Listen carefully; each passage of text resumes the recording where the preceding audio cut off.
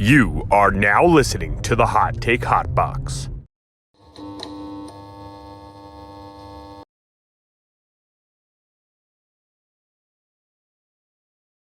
Welcome to the Shoulder Strikes MMA Podcast. You are now listening to the Hot Take Hot Box. Welcome to the Shoulder Strikes MMA Podcast. You are now listening to the Hot Take Hot Box. Ladies and gentlemen, welcome back. Shoulder Strikes MMA Podcast. Fresh off of a UFC Vegas 77, ladies and gentlemen. That's right. We have done 77 of these fucking events in the Apex in front of 25 people. And we did another one this past Saturday. It wasn't a horrible one, but it was not a great one. It was headlined by Holly Holm and Mayra Bueno Silva. And we are here to get into everything that happened, all 13 fights. My name is Matt McSweeney. Like I said, Shoulder Strikes MMA Podcast, brought to you by the Hot Take Hot Box. I'm here with Capone. How are you feeling today? Pretty good. I was woken up at like 9 a.m. Huge monsoon. I wake up again at like 11, and it's, sunny and all beautiful. So I say this every week because, the bipolarness of the Florida weather is kind of similar to my betting history. Very up and down. Yeah. I mean, I got hammered this weekend. Not getting drunk. I got hammered in my bank account, my betting account, I should say, because I took some horrific L's that I am going to go through on this, where I thought I definitely could have at least ended up even, if not more. But some of these just did not go my way, and we are here to get into it. Thank God I didn't bet the main event, but that is what we are first going to talk about. Holly Holm, Mayra Bueno Silva. We kind of said it beforehand. We didn't know what, what version of a Holly Holm, what version of Mayra Bueno Silva was going to show up. We didn't trust either women.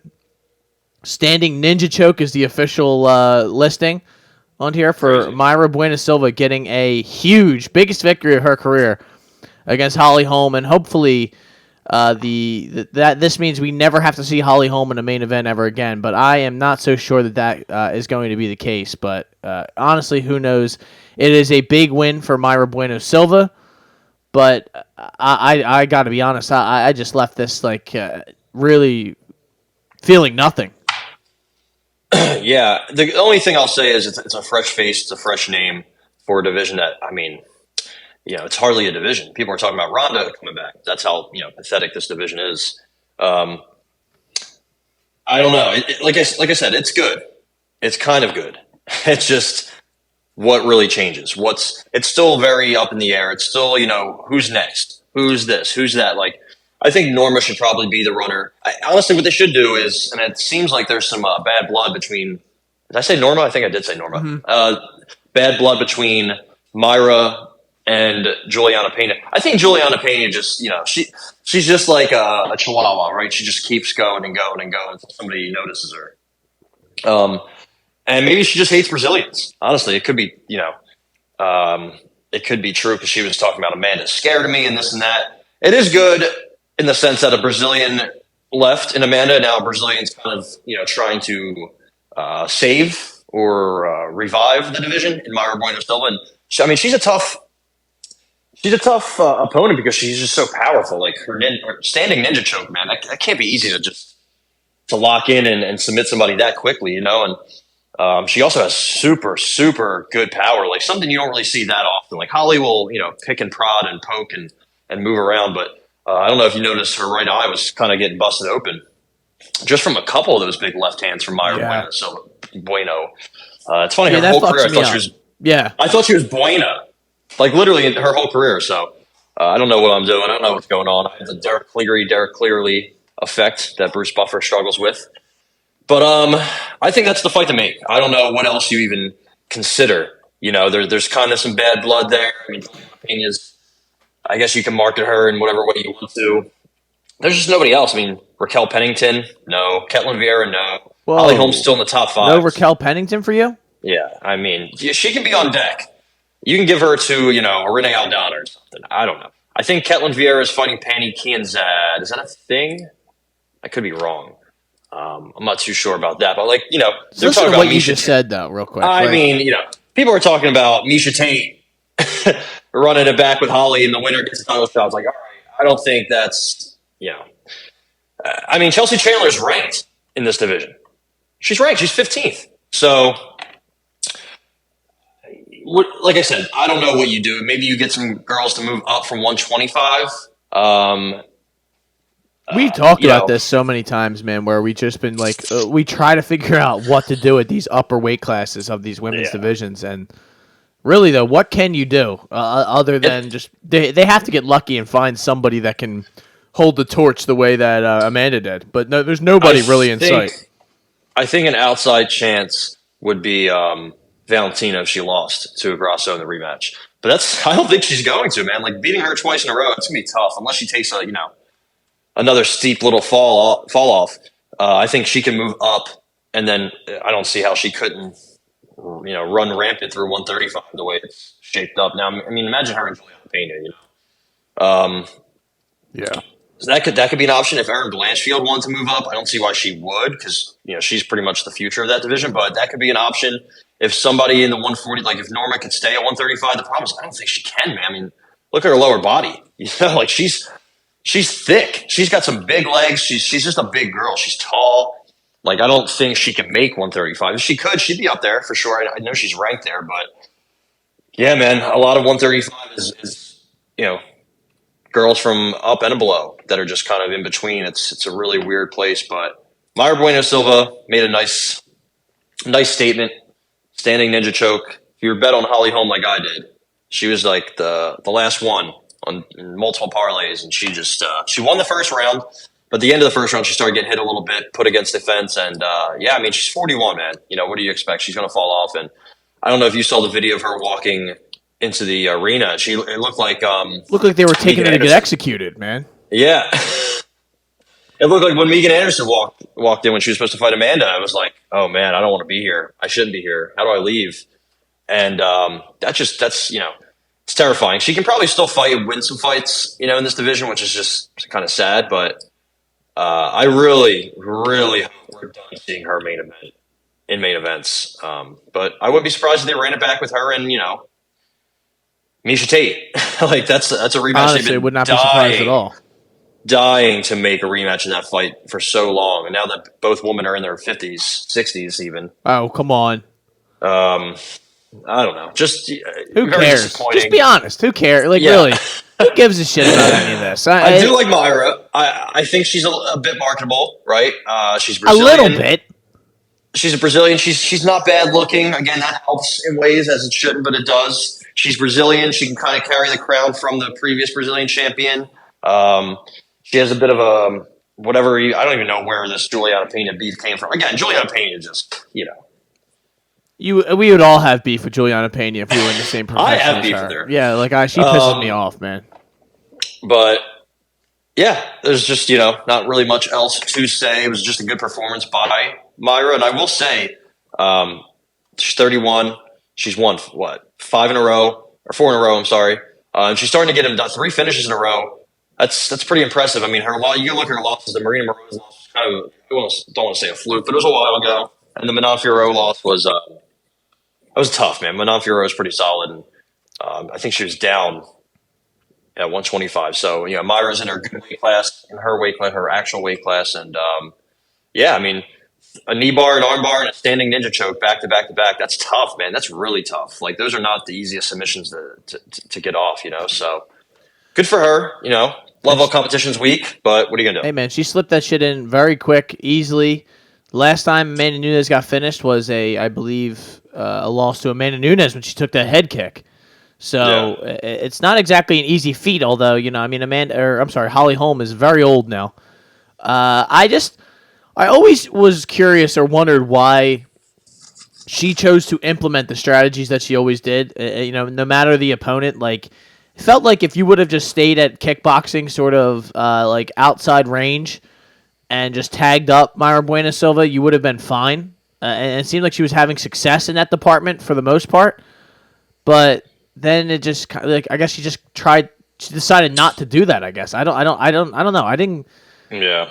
I didn't get it at all. I didn't understand it, and it kind of she just does that nothing strategy where she leans you up against the fence and just does what? Like nothing, right? Like I don't know. It's just it's a lot of clinch work, a lot of just trying to get like gas you out, and then she just got caught like kind of resting her head up against her and got put in that ninja choke. She got what she deserved, to be honest, and that is pretty much all I have to say about this. I don't really care what they do at 35 with the title. I know they're going to do. Raquel Pennington's going to be involved in this somehow, and that's the most disgusting part.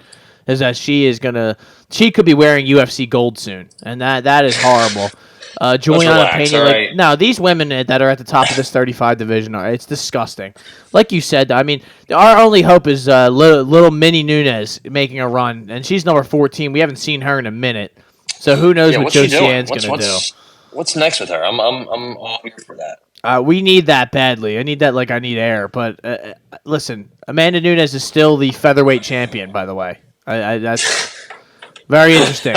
There's no one in the rankings, but she is still the featherweight champion. So that is that. That was Holly Holm. She didn't retire though, so she's not done. Which could have been good for everyone, but yeah, that's just not a good look. Speaking of not a good look, Jack Della Maddalena, man. Now, I don't like to necessarily hold it against these guys when they're late replacements or whatever, and it's a change in a fighter, so your preparation is a little different. But to be honest, the preparation for Mr. Hafez and the preparation for Sean Brady would be somewhat similar. Am I incorrect in saying that? I mean, they're both black belt wrestlers, sort of guys. But listen, Jack Della Maddalena has been not necessarily exposed, but he has some serious holes in his game. And not only is it resulting in getting taken down a lot, and his takedown defense is kind of shoddy, it is more of just an IQ sort of strategy-wise, where I don't understand why the guys like him continue to go for these fucking. I just knocked something down. I don't know what that was, but I thought that was me because no, literally, I was like, "Wait, what was that?" And then something just hit my foot. But no, I don't understand why guys like him keep going for guillotines as like a result of instead of actually shooting the underhooks and trying to actually defend the takedown, you just try to guillotine a black belt like he's not expecting this, or he doesn't know what to do when he's put in a situation like this. It just seems like a overestimation of your own skill. I don't know, man. It's kind of dumb. It always has been in my mind. Very dumb. His corner was imploring, begging, pleading with him, stop jumping, and he did it at the end. DC said it best, that's how you can tell somebody is pretty green, when they jump guillotine. And it's true. I mean, Jose Alvarez jumps guillotine all the time. The difference with Jose Alvarez is he's long, and he's got that jiu-jitsu background. He's got, he's very comfortable doing that. Jack Della Maddalena, I don't know if he thinks he's comfortable. But, again, like you said, against a black belt, it's just, Hafez did the same thing every time. Jump to the side. Boom. Now you're on top and getting into side control. It was like a rinse and repeat. I saw a lot of people saying that, and Najee said this on Twitter. I saw that. Shout out Najee, but shout out Naj, my boy. I don't think that Hafez won the fight.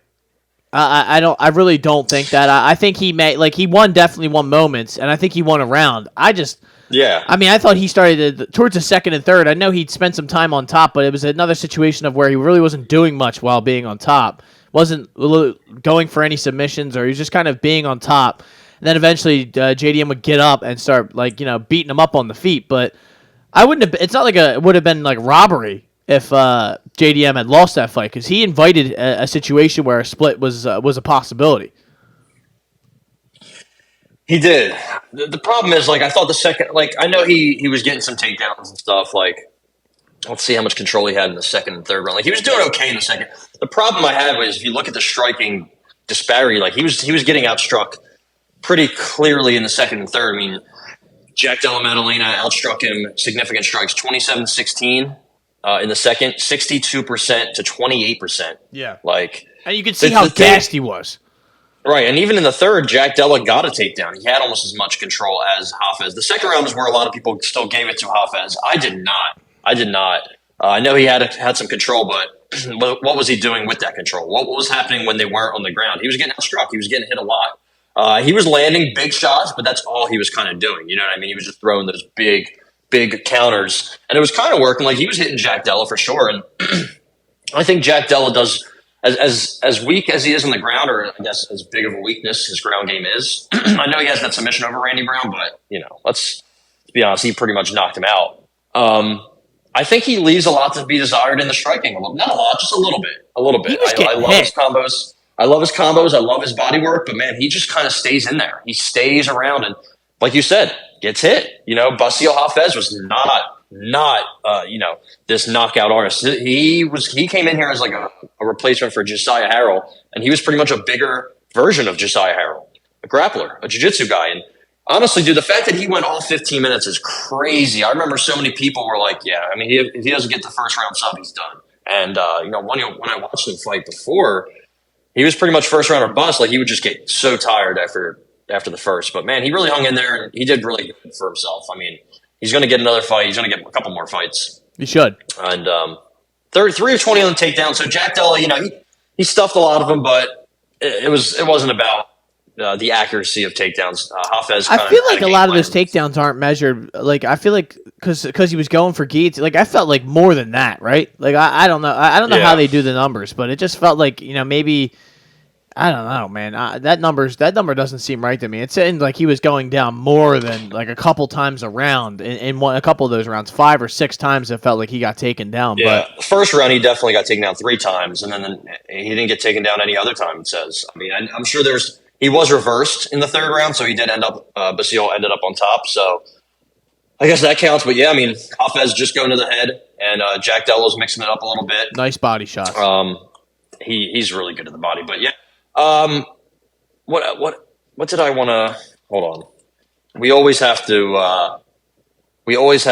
do our judge watch, right? Yeah, of always course. Have to do someone's got to hold these guys accountable, man. Somebody has to do. That's what we're here for. I don't know if it was Chris Lee or Mr. Camijo had it 29-28 for Hafez. Let's see. Yeah, it was Mr. Saudi Amato. Oh, of course. Yeah, I mean, listen, when you have Chris Lee, Camijo, I like when Joe Martinez just says their last names. Judge Lee, Camijo, D'Amato. I think that's kind of funny. Clearly. Better than Bruce Buffer, right? No. I'm not. I was just hoping you would keep going, but no, I mean, absolutely not. I do like Joe Martinez. All right, give him the first. Fans. He's good. He's got a good voice, and he gets excited. The problem is nobody else really gets excited with him. But hey, it's not his fault. Not his fault. He's trying. The second round, given the second round to Hafez, I just don't agree with it at all. I think that's just not. I think that's bad. But it was close-ish. Definitely a tough test. I think sometimes I think Saif Saud said this the other day when he was addressing the Jeff Neal, Ian Gary T-shirt debacle. Yeah, I'm sure you see people are going around talking about that. That he was saying that short notice fights. It's tough on both guys, not just the guy who's coming in, but you can be minus 10,000, but you're fighting somebody you don't even know what the fuck they're going to do. Like, that's got to be tough. So I kind of give Jack Della a pass. Like, I kind of give. Also, he's 26 still, so he is pretty young. He still has a lot of growing to do. I think he has potential, but this is tough, man. I mean, if you put Sean Brady with him next fight, I'm taking Sean Brady. I'm taking Sean Brady 100%. I mean, the stand-up of Sean Brady's definitely is scary, because he hits hard and he'll throw, but he takes a bit of a beating there. So we'll see. I mean, it would be a good fight. I would be all for it, but I'm with you on that though. Instinct tells you right now, like, I'm taking Sean Brady in a fight against those two, but yeah, like I'm with you though on like giving him a pass in some respects because he didn't really know much about this guy. It kind of was a late replacement, and he's a young guy. And there is kind of a somewhat relatively easy fix. It's let's stop jumping guillotine. How about that? Let's stop doing it. I mean, I was in the bar screaming, and people were just like looking at me. I'm like, why? I don't understand this. Like the round 1 TKO was cooked, but at this point, I was just like, well, I won't want this guy to like I don't know. It's like I'm not even a fan of his, but I don't want him to lose being stupid. Like I'd like the guy to beat him. Like he was just giving him over and over again these. Guillotine, like you're not going to finish the guillotine, so you just end up on the bottom. So like it's a very risky maneuver. It's something that you do to kind of, either finish a fight or use it to get back up. It's not something that you're going to, against a black belt, use to kind of finish a fight. It's not going to work. So it would have been nice if he used that as a way to get up, but he did not. He used it as a way to try to finish the fight. And let's be honest, dude, if you're not a black belt or if your jiu-jitsu game is not that advanced and you're fighting somebody who's is, that guillotine is not going to work. It's just not going to work. No. They know how to get around that,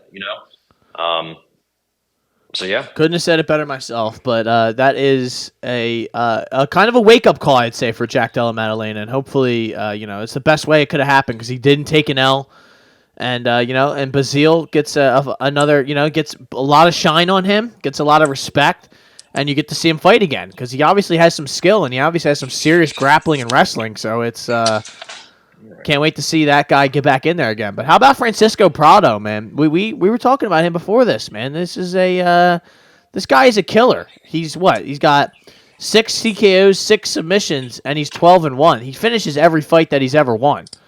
So it's no joke. And Atman Azaitar like we have said, kind of a fraud. In some respects, but that is not the reason that he got eliminated in this fight. He got hit with a crazy spinning like back elbow sort of thing, and that wobbled him up against the fence. And Francisco Prado just unloaded the tank on him while he was on the ground. And the referee, who I can't recall who it was at this time, it was Chris Tognoni. Got in there and had to stop it and get us that inside the distance that I would probably have not been able to afford McDonald's on the way home from watching the fight if this had not. I'm just kidding, but seriously. Good win for Francisco Prado. Just another. I love watching this guy fight because he goes to finish fights, man, and he's always a good bet. And he's 21, super super young. And he has late finishes. He has a Von Fulu choke in the 3rd round. It might have been against a local mechanic, cart pusher, or somebody that works at the local Publix over there in Argentina. But it shows something. I honestly, I don't think his cardio is bad. Like, I think that maybe a problem with him is he likes to brawl a little too much. He gets himself into trouble. But he's 21. I think the future is pretty high for him. Again, we've talked about it before with Argentinian fighters, or just South American fighters in general.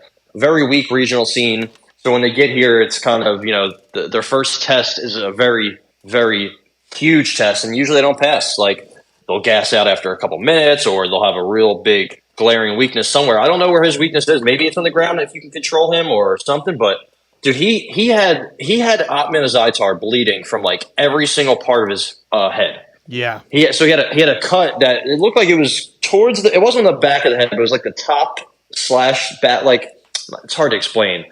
It wasn't the top of the head. It wasn't the back of the head. It was right between. But dude, it was right after he landed the spinning back elbow. When he got on top, it was just a quick little elbow, and that thing was busted open. Like, when Azaitar stood up after they stopped the fight, all I saw was the back of his head leaking blood, and I'm like, holy shit, did he get shot?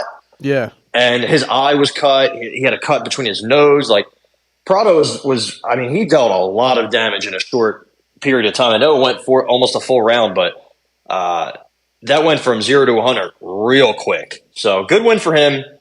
Again, man, it seems like we always get action out of these 155 fights. It doesn't have to be the best fighters like, Sadikov and Terrence McKinney. Are they world beaters? Probably not, but they put on a pretty good show for the lightweight division. Like, the lightweight division, just, again, we always talk about it. Always talk about how skilled and how just good fights are at lightweight, so. And there's a reason these guys were this high up on the card. Like, right. they were above some other people who have fought many more UFC fights than them, and they, rightfully so, I'd say. Absolutely. How about Jung Young Park getting Albert Duraev out of there? Him and his cool Tapology picture. Take an L here. I think Duraev looked good. He was the bigger guy early on in the fight, but I mean, Jung Young Park is just kind of a solid guy in all aspects of mixed martial arts. And he kind of just wore him down a little bit, started to tag him with those jabs, and a lot of that shit started to add up. And you kind of predicted Duraev kind of just gasses out. once he starts taking a little bit of damage, those takedowns don't work the way he expected them to. And eventually, later on in that second round, he gets that rear naked choke, Jung Young Park does, and you cash out that under. Yes, sir. Yes, sir. I really wanted to take Jung Young Park by sub, but I got scared because Duraev has never been subbed, and he has 9 of his own. So I was like, oh, no way it happens. But when you get, and he got dropped, right? He got knocked down and a little ground and pound, but then he saw the sub, the club and sub, if you will, which is kind of hard to predict, kind of fluky, right? Any other time he could have just pounded him out. Pause. But no pause. Yeah, he just gasses out. That's just what happens. Buckley took advantage in the second. Chidi was doing some good work late in that fight. I think Roman Kopylov had some success in the third. His fight before the Contender Series went the distance. He's 34. Like I don't think he's that good, man. It sucks, but I'm with you. He's just a 1-round fighter, honestly. Yeah, he's just like I don't know. Like, it could be UFC caliber, but he's really just on that, like, if he got cut, no one would really bat an eye, and no one would really even think about it. He's not really a consequential sort of guy in the grand scheme of things. So it's tough for him. It's good for Jung Young Park. He's had put a couple of these good wins in recent memory, I believe. Nice dance moves, right? also 4 in a row. So 3 rear naked chokes in a row. Just the ugly man he took out recently. So I'd like to see him against some higher level of competition to see what we're really looking at or what we're really up against. For sure. Norma Dumont. Now this was a fight. Well, we obviously big fans of Norma Dumont on the show. Friend of the podcast. I messaged first friend of the podcast. Yeah, exactly. The very first friend of the podcast. I messaged you Friday. You sent me these two sparring a little bit verbally at the weigh-ins, and I wanted to take Norma Dumont on the card. I really did. Once I saw that, I was like, oh, this girl, Norma Dumont's usually never really like fired up like that. She kind of just walks in like a zombie and just kind of plods her way through a fight. This time, she came out guns blazing against Chelsea Chandler and made her literally start sprinting around the octagon to defend herself, which was pretty fucking wild to watch. But it also worked. And it also went 15 minutes, which is a disgrace for Norma Dumont, I would say, because Chelsea Chandler, like you kind of said, she's just not really that good. She really is just not like. I'm just not. Every time I watch, like you said, she's big. She doesn't really have any sort of discernible like big time skills. She's just not really even she's just tough. Yeah, she's just tough. She's gritty. She doesn't really like have this elite grappling or this like insane speed or like nothing really. And Norma Dumont's kind of the same, but Norma Dumont's just more refined, I'd say. Yeah, I mean, she can take you down and get on top of you. She can hit you. She has pretty good boxing. It's just like very low output. She has some skills. Chelsea Chandler has none, man. I mean, listen, when you're repping 209 and this and that, I'm out. I'm fully out. Okay, Stockton, I'm good. If you're from Stockton, I'm good. I'm not betting on you. I'm betting against you. I don't like anything about Chelsea Chandler. I don't like her face. I don't like how she moves, how she fight. I mean, dude, she moves. Oh, she just bothers me a lot watching her fight. And like her fighting style is so bad, so bad. She comes forward, and when she comes forward, she doesn't ever land. And that's when she comes forward. She never comes forward. So it's like, she gets taken down. She doesn't really get her own takedowns. I don't know, man. She's just, she's probably somebody that doesn't need to be around here much longer. Norma Dumont, about 9 minutes of control, 3 of 3 on takedowns, 61% of her strikes landed. Pretty much, I won't say flawless, but pretty much a flawless performance. She won every round. Maybe, she could have got her out of there possibly, but easier said than done. So, stock up for Norma. She's going to put herself right in that 135-pound title contention if she can make 135. That's the big if. If she can't, I imagine she would go to somewhere else and fight, but who knows? Or she could fight Ronda for the 145 title. That's also I'm here for it. Listen, Ronda was on Monday Night Raw last night, and she sucked again with her. She's trying to give a promo. Nobody cares. Everybody's booing her. So she is on the way out there. It just depends on if she's ever going to fight again, which I really hope not for her sake that she doesn't. I would be like interested and want to watch it, but for the spectacle part of it, not exactly the mixed martial arts part of it. But good win for Norma Dumont. And that's pretty much all you can say about that one. How about Nazim Sadikov taking out Terrence McKinney, rear naked choke, only a minute into the second round. Terrence McKinney pretty much dominated the entire first round, you would say, right? I mean, he had the backpack, took him down. Really just had him. Yeah, he did get reversed towards the end, around like 40 seconds left in the round. Then he tried to throw up some, sort of triangles, and then he got flipped over, and then the round ended. And then the second round started, and it was Sadikov kind of realized, like, I'm not going to let that happen again, and just kind of imposed his will on Terrence McKinney. And like you said, Terrence McKinney, a 5-minute guy, didn't have much for him in that second round. Got his arm. It looked like he had like in the first round, he looked like a legit elite black belt, and then second round started, and he looked like a white belt, and he looked like he had no idea what he was doing. Gets his arm trapped in on the body triangle. That was nasty. It was nasty. Can't imagine. I don't see that often, right? So the fact that he had his arm literally like behind his back, like you would put your arms behind your back to get arrested. Like he had it, but he had it like tight, and he was, he had it. Sadikov's body was just on it. Like that had to hurt not only his neck but his left shoulder. Oh yeah, like. As soon as he had it in, I think DC was like, DC or Cruz. Also, I'm starting to love Dominic Cruz. I know. I'm starting to really, really come around. That's a big turn for you though, because you used to be like, I hate this guy. I think he was still kind of early in the commentating game, dude. Again, we've talked about it before. That's probably so fucking hard to do. You slip 100%. up once and then you just keep slipping up. He was like, oh yeah, there's nothing. He's gonna have to tap here, and he tapped right there.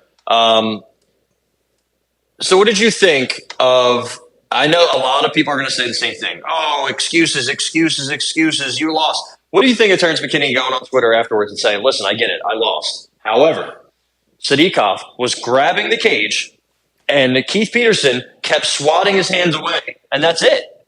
But he kept doing it. I am with Terrence McKinney on this one personally. I'm all about like swatting somebody's fingers or toes out of the cage. But if they keep doing it, now you have to stop them. Now you have to stand them up, because when you swat away and then he goes back in, you don't realize you're kind of helping. Like the ref's helping that fighter. He's helping the fighter keep that position because you're not doing anything. You swat it away and then he goes right back. Swat it away, he goes right back. He's only controlling that position by you doing that. Yeah, it only works if it works, right? Swatting away the fingers. At some point, you got to just stand them up. I agree. You have to penalize these guys for breaking the rules. I think it's a pretty simple thing that you would think, in theory, people would be like, these referees would be able to understand. But and like Keith Peterson, like he's one of the you would say like close to a top 5 official in all mixed martial arts. Like he's close to there, but like. Our guy, Jason Herzog, would not have let that happen. He would have stood them up immediately. Once you get one slap, like get your hands out of the cage, you're warned in the back, man. It is pretty simple. Like they tell you, man, don't do this. You know those are the rules, and if you continually break them, unless a referee or somebody's going to step in and make them pay for breaking the rules, what is to stop you from continually breaking them? Nothing. That's the You're in a fight. You're in a fight, right? Like you're not going to stop. Like you're fighting for your life. I'm not going to stop grabbing the cage until you make me. And no one makes them. Like a hand slap isn't going to do much. Herb Dean saying, "Get your hands out the cage." That's not going to do shit.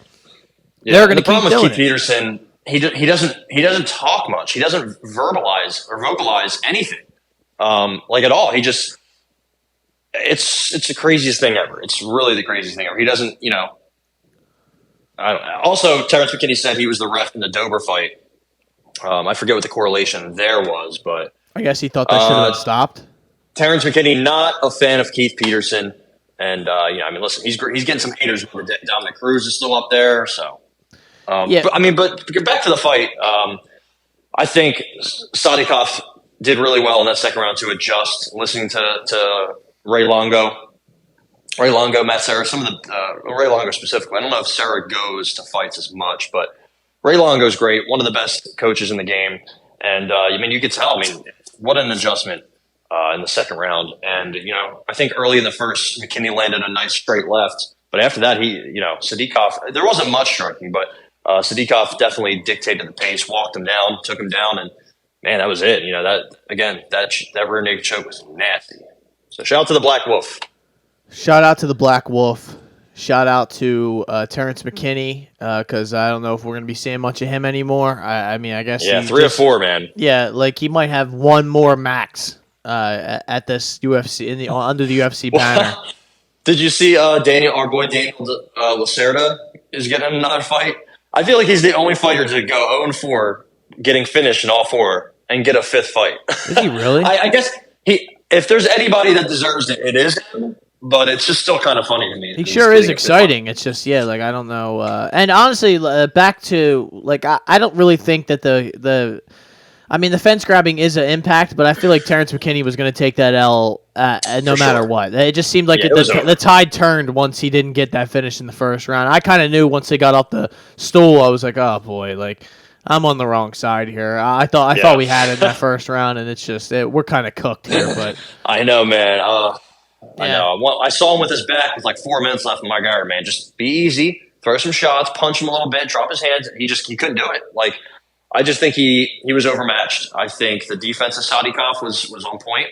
The mental fortitude of Sadikov was on point. Like, he didn't give up at all. He said, all right, I'm in a fuck position, but just stay good, stay chill, get out of it, or wait for the round to end, and then I'm going to be on the offensive. And that's exactly what happened. So, good on Nazim Sadikov to hang in there under the pressure and get the win. I guess he only has that one loss. It was his first career fight. So, yeah, 2-0 in the UFC. I know he was losing to Evan Elder. I know he lost the first round to Terrence McKinney, but I think there's something you can build on with this kid. I think he has a good mix of striking and grappling.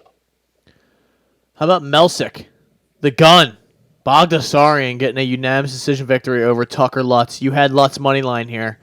I had the TKO. We both lose. So I guess it's exactly how mixed martial arts is supposed to be in betting the UFC. Is everyone loses their money, and only person that wins is the sports books. It's always how it goes somehow. But what did you make of this one? It was just kind of played out how I thought. A lot of fire kicks and shots for the body and stuff like that, but just too outgunned, I would say. Not to use that I pun see what too you much. did there. Yeah, you like that. With Tucker Lutz. Tucker Lutz a little too outgunned. Yeah, the gun against Top Gun. I honestly thought Melsick won every round. Yeah, I guess maybe you give the first to Tucker Lutz. They all gave the first to Tucker Lutz. I don't know, man. He didn't really do anything with his control time, with his takedowns. He was 3-9. He got a takedown in each round, and he had about 2 minutes of control in the first and third. Second round, he didn't control much, but especially in the third round, he wasn't doing anything striking wise. Like, he wasn't landing. He was getting outstruck easily. Those kicks were nasty. He was throwing some of his own kicks that were pretty good, but Tucker Lutz striking wise, he's just a bit behind. I don't love Melsick, but I thought he was just the better fighter. Truly, better hands, better kicks. Yeah, they played his game in this one. Again, man, fighters that are getting outstruck but get takedowns or get control time, you need to make the striking disparity less. Like, you need the judges score off of striking and grappling effectiveness. That's what you look at, and it has to be dead even to go on to the next. Aggression or control time, or cage control or aggression. And when you're getting outstruck that easily, like, you have to do something. You have to get an arm bar, or come close, or land an elbow. You know what I mean? Like, you have to do something. Yep. Tucker Lutz was not doing. He couldn't get past him. I don't think it almost got stood up, but he was just kind of sitting in his half guard and not moving it. He couldn't really advance. He couldn't pass the legs. He couldn't do anything. So, pretty good win for Melsick. I honestly, for some reason, thought he wasn't good. Didn't really give him much of a chance to win this, even though he was the favorite. I don't know. Tucker Lutz took a couple years off, and he didn't look great. Yeah, it's unfortunate because Tucker Lutz did have a lot of promise, I'd say, behind him recently. As recent as a couple of years ago, it's not like, oh, he's going to be the greatest ever, but it was like, he's a good younger fighter, and greener in the game, but when you're getting beat by guys like Melsick, who are younger and greener than you, and just kind of playing their game is the thing. Like, it seemed like Tucker needed to either be throwing bombs or be taking him down and really just controlling him the whole fight. He really was not even able to do that. So, just played out perfectly for Melsick. The gun gets it done. And Victoria Dudikova gets a injury win, 34 seconds. So I lose my submission bet off of Estela Nunes dislocating her elbow in gruesome, nasty fashion. That was insane. Let me not be too selfish here because that was not good for Miss Nunes. And I mean, I don't even want to say good win for Dudikova. It's just kind of an unfortunate situation. Takedown in the first 30 seconds. Ends the fight via her arm just getting caught in a weird spot and it getting bent the wrong way. Yeah, I will say in the first 30 seconds of the striking, Stella looked better, quicker, and more powerful. Not that there was anything that really landed that you'd be like, oh, you know what I mean? Yeah. But just going off of what they threw and what landed, her striking looked better. So, I wasn't. Maybe my bet probably loses 9 times out of 10, 10 times out of 10. But I will say I think there was at least a clear path for her. But I think if she didn't dislocate her elbow, I think she probably would have ended up on the ground. The way she got taken down and kind of spun was a bit awkward. But yeah, I don't know. I mean, do you run this? Obviously, you don't run this back because Estella has to get major elbow surgery. I mean, you heard her screaming. That was I didn't see it at first until the replay. Yeah. And they showed the replay, and DC was like, "Do we really have to?" I was like, "Honestly, yeah. I didn't see it. I want to see it. I'm a sick fuck, and I want to see her elbow snap." But yeah, it's just an unfortunate circumstance of these fights. Like kind of like the Weidman breaking his leg, Silva breaking his leg, Connor breaking his leg, and then these elbow sort of. I think it happened to Joe Pyfer on the Contender Series. Joe Pyfer, yeah. Yeah, with his elbow kind of just going was the it Dustin wrong way. Stoltzfus, right? I think so. Got kind of picked him up and dropped him. Jamal Hill, I saw that replay recently of his arm kind of getting bent in a wrong way off of an armbar from Paul Craig. Paul Craig's fighting this weekend, I believe, right? Making Moving down. Middleweight debut. That's not going to go well. Let me just say that against Andre Muniz too. I know Muniz coming off a tough loss, but it's more of just Paul Craig doesn't take a shot well.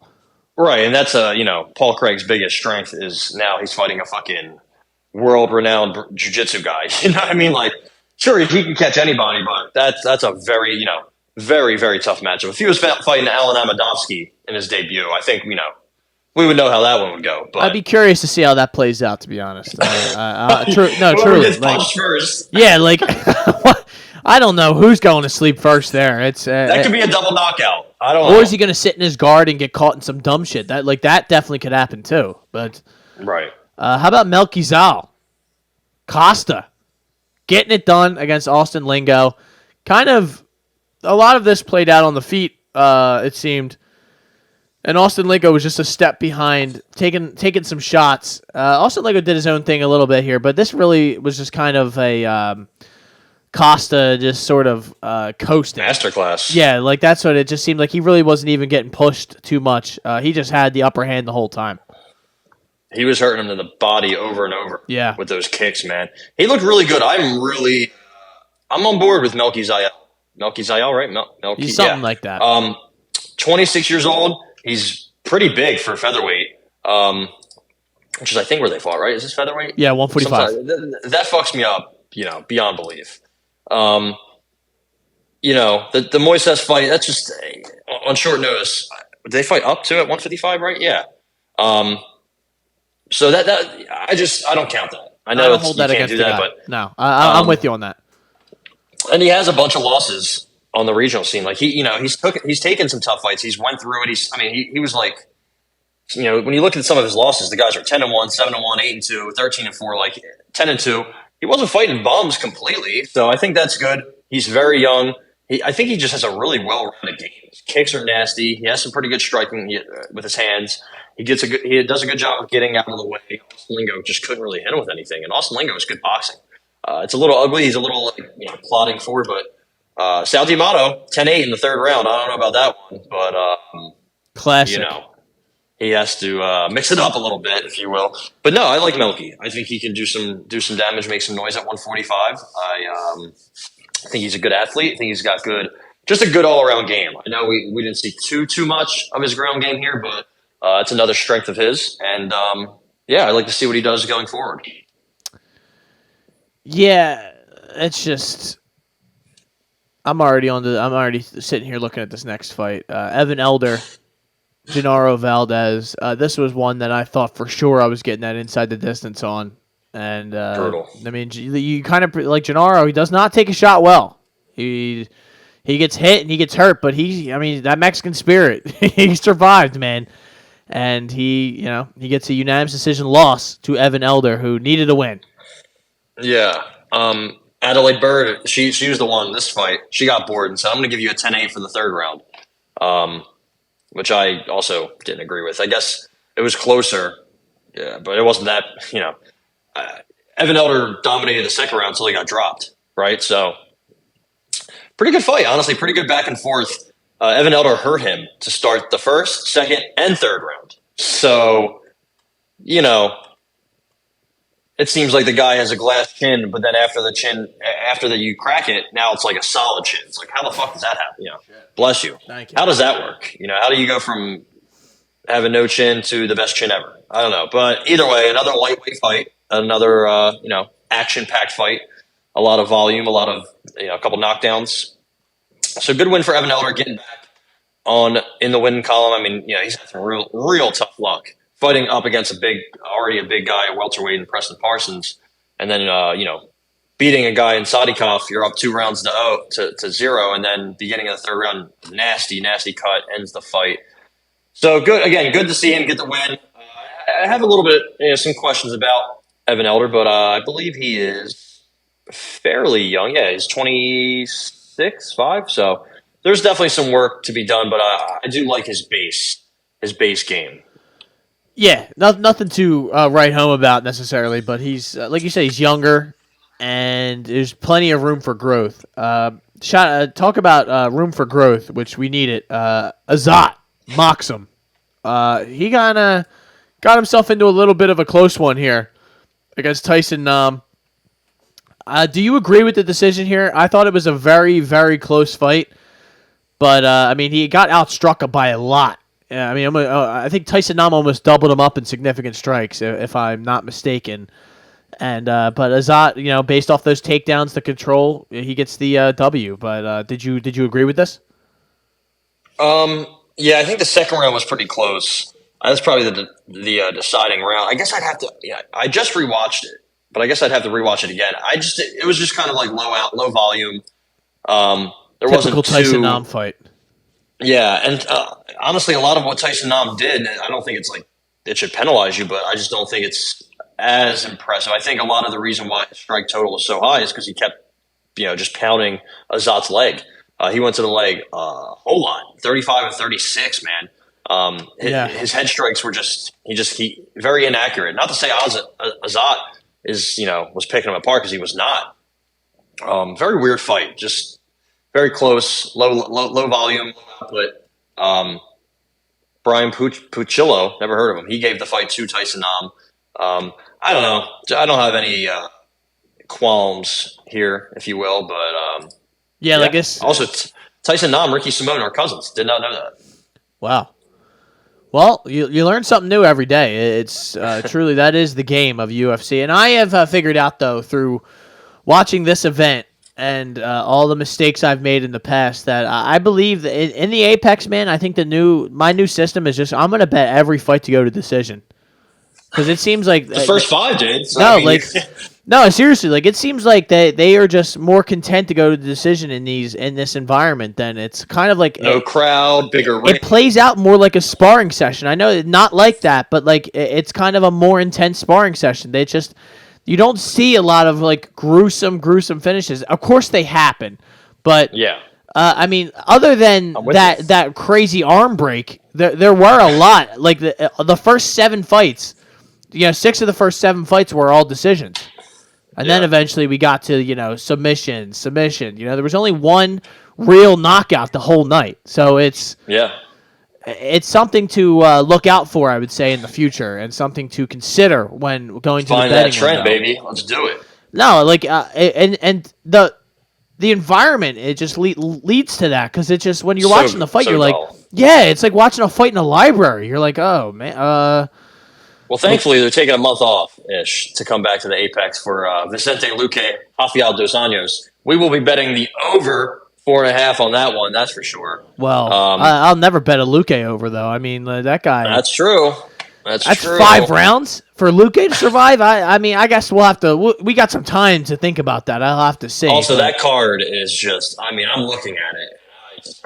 I don't know, man. Let's hope they figure something out, man. But Juliana Miller, Montserrat Conejo Ruiz, they're opening the card. Not each other. Those are the first 2 fights. That's that's something that. When is that? In That's August? something. August 12th. JP Bays, Jamie Pickett. We're getting some real low level guys, but hey, we'll get there when we get there. We'll get there when we get there. Yeah, we can't tax our brains too much to be thinking that far ahead. Yeah, I already do that enough. So how about Alex Munoz with a unanimous decision victory? This one was kind of boring as well. Carl Deaton, really not much he could do. Alex Munoz was explosive.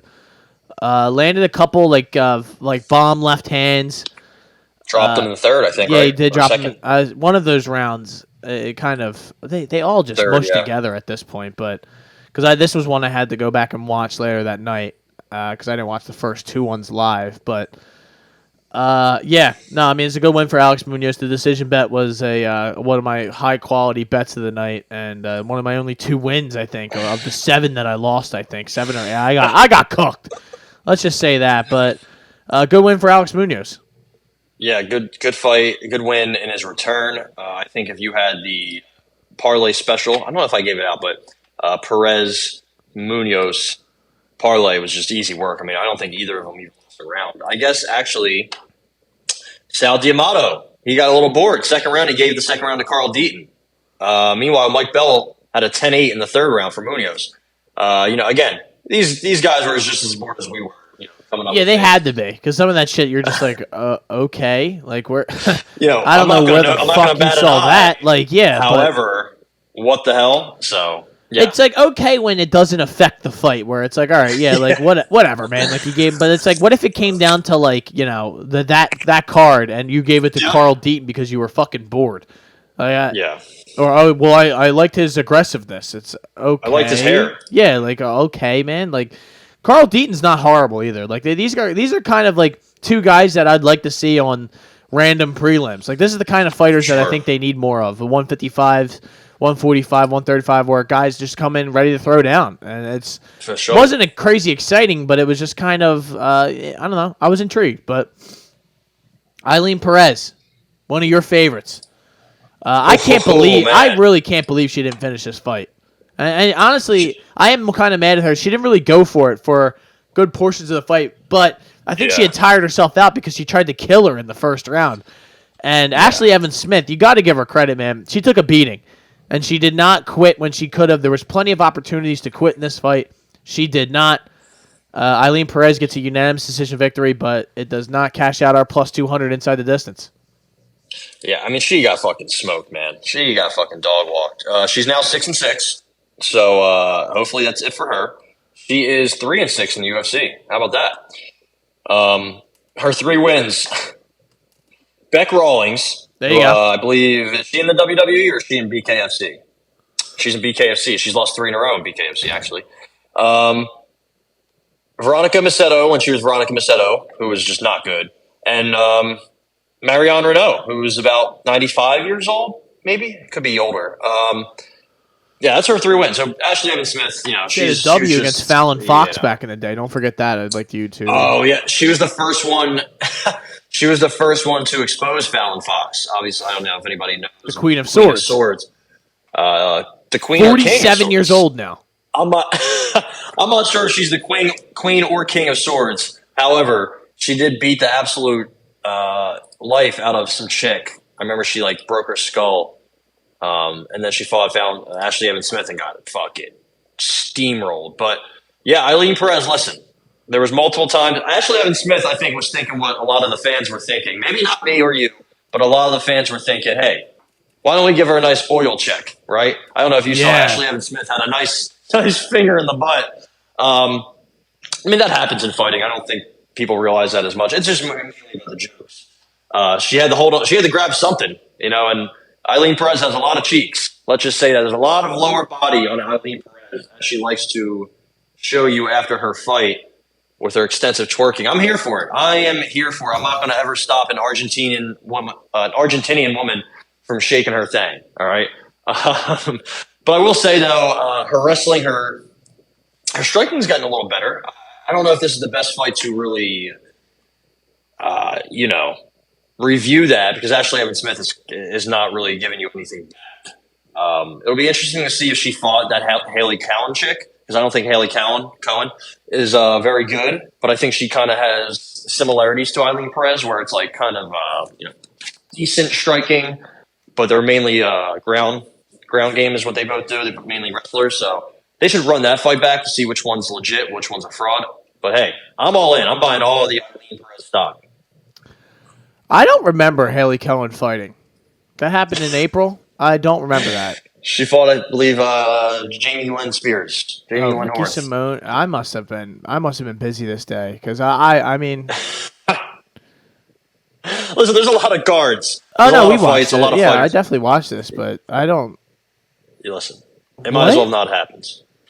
Yeah. I don't, yep. dude. That's crazy because we do so many of these and we talk about so many cards. Some of these just go right out the window. Like, I don't remember Song Yadong beating Ricky Simone, and that was not that long ago. Yeah, like now I do because I just looked at it. But like, I just looked and I saw a card headlined by those two. I'm like, wait, I'll tell you though, I definitely don't really remember Trey Waters and Josh Quinlan. Yeah, like I went down some of these, like fucking Cody Brunage was getting it. Like, nah, man, Adolfo. Yeah, I do remember Arena Alexieva taking Stephanie Egger's knee off her body. I do remember that. Also, this is the Marcus McGee card where Marcus McGee was a big underdog. Marcus McGee is fighting JP Bays. Just letting you know, Marcus McGee is going to smoke him. Really? Anyway, how about Mayra Bueno Silva getting $50,000 for performance of the night? Jack Della, why not? And Hafayez get $50,000 for fight of the night, which I think that's fair. And Prado gets $50,000 for his elimination of Atman Azaitar. What did you think of Jacob Montalvo getting in there and doing some of these early on ones? Did you like his work this evening? Did you like Chris Tognoni getting in there and having to deal with Eileen Perez or Mark Smith just kind of hanging out in there? I don't. Yeah, we need the A crew back, man. Yeah, I don't like the Keith Peterson, Mark Smith, Chris Tognoni, Jacob Montalvo. Seems like you can get away with anything when that crew's in there, but grouping of people. But yeah, give me some Jason Herzog. Give me some Jason Herzog, and that might be the only ref I like. I don't know. Yeah, honestly, he is one of the only ones that I really like because I mean, I like Herb in title fights because he lets people get murdered, and that's always going to be something that I like because he'll let you go out in your sword. Hey man, fight back. The guy's just getting his head pounded off the canvas. You're like, all right, I can't breathe. You're like, all right, Herb, come on, man, like. At least he gets it to the point where I'm like, all right, stop it. And he's like, all right, well, I'll stop it now. Like, maybe I thought we were fighting. You're like, well, they were. I mean, the guy's sleeping now. But that was UFC Vegas 77. We have an event this weekend. We have Aspinall and Tybura. We will have a full breakdown of that this upcoming weekend. I believe Friday afternoon, or we might try and pop one Thursday just so that people have more time to view it. We'll see if we can make that work, or maybe we'll pop it out tomorrow, and who knows? We'll figure it out. There's a little bit of boxing also. There is. That I don't know. There also is. There was and is. Oh, there was. Frank Martin in the 135-pound division won a disappointing unanimous decision against Artem Harutyunyan. That was Lobov. Armenian fella. And then the co-main, Victor Postal, who recently just said that Terrence Crawford's going to smoke Errol Spence. Yeah, fucking right. He got smoked by Elvis Rodriguez, the Dominican Kid, is what I believe his nickname is. So yeah, Frank Martin is definitely, not to be confused with the Frank Martin who used to coach Kansas State and now coaches South Carolina men's basketball. Not to be confused with him, but he is a pretty good prospect at 135. There's a lot going on at 135 and 140 in boxing. Teofimo Lopez retires. 3 days later, he's like, no, I'm not retiring. I'm fighting Devin Haney. Whoa, wait a minute. Devin Haney's talking about Shakur Stevenson's ducking him. Shakur Stevenson's talking about he's ducking him. Gervonta Davis says everydays ducking me. Oh, wait, Gervonta Davis just got out of jail. So there's like a lot of moving parts at 135 and 140 in boxing, but there's so much fucking talent. I mean, Lomachenko is still hanging around there. Frank Martin is one of the guys that's kind of gone under the radar. This was a close fight, man. Close fight. but people think he's one of the guys also at that 135-pound division that could fight any one of these big names. So that'll be interesting. We also have Nia Inoue coming next Tuesday against Stephen Fulton. I can't wait for that one. I cannot wait for that one. That's going to be awesome. It's going to be 8 a.m., so, set your alarms, but that's going to be a good one. Also this weekend, is there any – I thought there was more this weekend, but I could be wrong. I know everything's pretty much shaping up for the 27th, the end of the month, 29th, I think. Kambosos is getting in there this weekend against Maxie Hughes. Not sure who that is, but pretty much a get-right fight for George Kambosos. And yeah, the end of the month, man. Errol Spence, Terrence Crawford. It'll be a long show that day, man. Whew. I don't even know what I'm going to do for that. August is looking good for boxing, man. Emmanuel Navarrete, Oscar Valdez. That's a banger. That's going to happen in Glendale. Anthony Joshua, Dillian White running it back. Artur Beterbiev, Calvin Smith, Usyk, and Daniel Dubois. So it's going to be a really good month for boxing. I think MMA as well, specifically the UFC. So let's rock on. And can't wait. I am excited about it. I can't wait for that BMF card and the Alex Pereira and Jan Blachowicz, which has not been officially made a title fight yet, right? I mean, they're kind of. Yeah, I think it they're appears hinting that, it, and they're going. I think Mike Bone, if I am correct, if MMA Junkie, I'm also correct where he works for. I believe he is the one who said that the UFC officials have confirmed it's a 3-round fight. It's not going to be for a title, and that's just. I guess they could change their mind. Nobody would care because I think people want this. Jamal Hill's on one of those scooters, on one of those little things with his knee. Like, he's all fucked up. He's not going to be back for a long time. You know what I mean? So I also saw that Paulo Costa got pulled off that card as well. He did. He's not fighting Ikram Aliskerov. I'm not sure what's going on. I don't know. There was a fake UFC roster watch that said Paulo Costa got cut, and I think Paulo fell for the bait. So shout out to that guy who runs that account. Also, I saw he was saying he's going to fight Hamzat, but I don't believe that either. I don't know what the deal with Hamzat is. Is he just banned from the U.S.? That's what it seems like. I mean, the last time we saw him, he was that in New York when he fought Burns? No, Holland. Well, he was in Florida. I believe that was in Jacksonville when he fought Burns, but. Yeah, I don't know, man. I don't really try to get too wrapped up in that. It seems like a bunch of nonsense. So, what are you gonna do? What are you gonna do, ladies and gentlemen? This has been the Shoulder Strikes MMA podcast. We will have a full episode later on this week to break down the UFC from London, from the O2 Arena, a classic favorite of the UFC. This is going to be UFC Fight Night London, right? I believe is what they're going to call this. You never know what they call UFC this London. shit. There's going to be most of the odds on that card are like very, very close. So it's which is good. Weird. Yeah, very good. I think it's going to be a good card. What is the main event? It's Tom Aspinall, Marcin. No, I mean like the odds wise. That's minus 500. Jesus Christ. That's a bit much for a guy who's coming off of a nasty injury. You know what I mean? Like, yeah, I mean it's this time last year that this was going on, right? Yeah, almost a year exactly to the day, I think, when he fought Curtis Blades. Yeah. Who, and it's the heavyweight division, it's getting a little interesting, right? You remember it was pretty dead for a little bit. But we have Curtis Blades fighting Jailton Almeida, I believe that's a possibility, in Sao Paulo in November. That's big, and then this fight's big. Honestly, if Tybura steals a win here, he's right in the top 5, right in the thick of it. I don't think he will. I just think he's limited. But Aspinall, this is big for Aspinall because he kind of fell behind the 8 ball with that injury. If he comes out there and beats Curtis Blades, he's probably number 1, or he's up there. But he kind of got passed by Sergey Pavlovich. Jailton Almeida's right there waiting to make a big move. Stipe's probably gone if he loses to John, right? He's got to be done after that. So you can get him out of the division. So, I mean, heavyweight's getting a little interesting. So this is a huge fight for Tom Aspinall. The co-main event, I really hope. I can't do it. I can't bring myself to betting JSP, Julia Stoliarenko. But no, I don't know, man. You don't think she catches Molly McCann's arms? I mean, she definitely could, but I just can't. Molly McCann's probably just going to meatball meatball her way out of any situation and just beat the shit out of Julia. That's probably what's going to happen. is. Yeah. Then she's going to jump over the cage. She's going to fly into the 5th row, and the UFC's going to be like, "Yeah, you can do whatever you want, Molly. We love you so much." Barstool people will probably be there. Sure, everyone's going to be.